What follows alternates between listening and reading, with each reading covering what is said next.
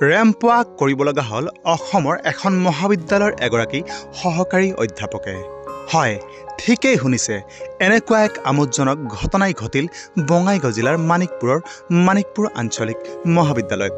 আচলতে মানিকপুৰ আঞ্চলিক মহাবিদ্যালয় সপ্তাহৰ লগত সংগতি ৰাখি আজি আয়োজন কৰা হৈছিলে মিছ মানিকপুৰ আঞ্চলিক কলেজ প্ৰতিযোগিতা। আৰু প্ৰতিযোগিতাখনত অংশগ্ৰহণ কৰা 4 গৰাকী প্ৰতিযোগীৰ লগত মঞ্চত কাষতে থিয় হৈ আছিলে মহাবিদ্যালয়খনৰ অসমীয়া বিভাগৰ সহকাৰী অধ্যাপক ডক্টৰ ৰাতুল পাঠক।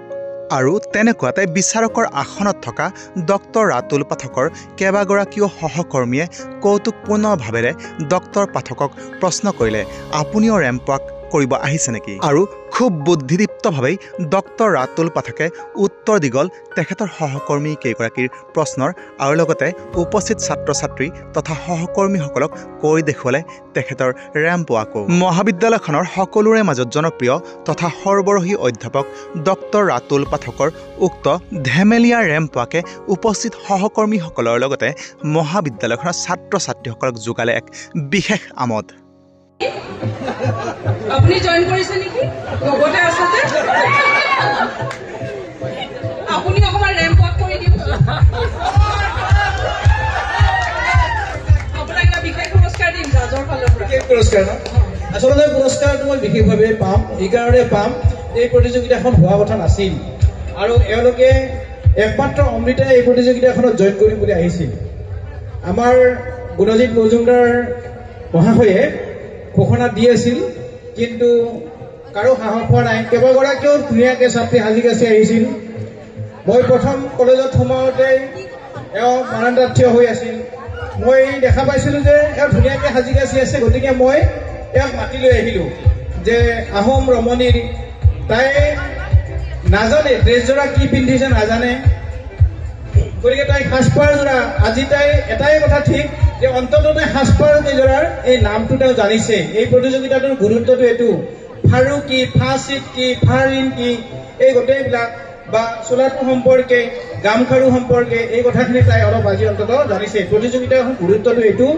আৰু মই ভাবিছোঁ যিহেতুকে মোৰ ছাত্ৰ ছাত্ৰী তেওঁলোক আগবাঢ়ি আহক, ছাত্ৰী হিচাপে তেওঁলোকৰ ইচ্ছা আছে। নৱনীতাই কথাখিনি ধুনীয়াকৈ কৈছে, মানে চিন্তাধাৰা যেন তাৰ আধুনিক।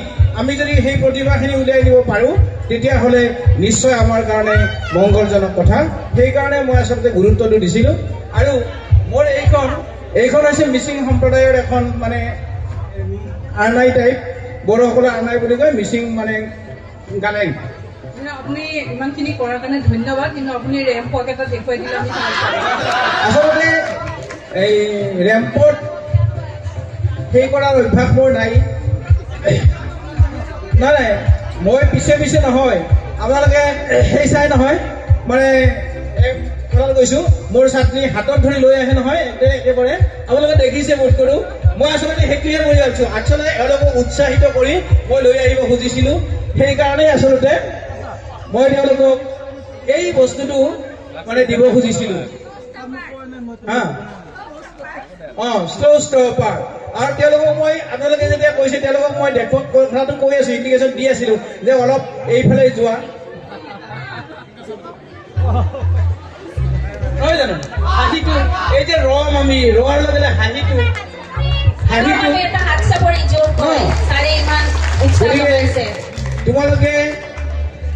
তোমালোকে মোৰ ছাত্ৰ ছাত্ৰীসকলক কৈছোঁ, আমাৰ এইখন এখন মঞ্চ, ইমান ধুনীয়াকৈ, ইমান কষ্ট কৰি, ইমান টকা পইচা খৰচ কৰি আমি এখন মঞ্চ পাইছোঁ।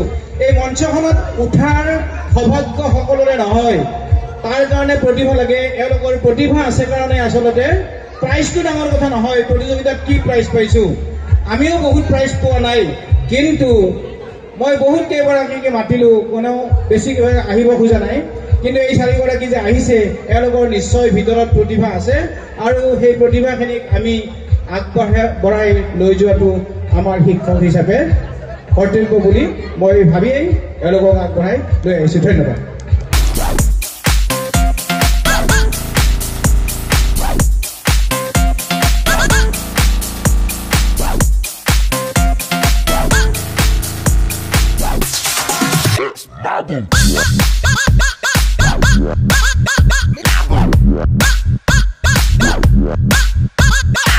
Bye.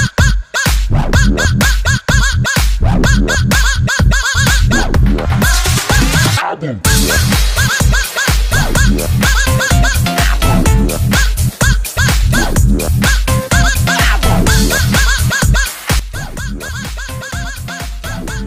Desk Report, News Time 3.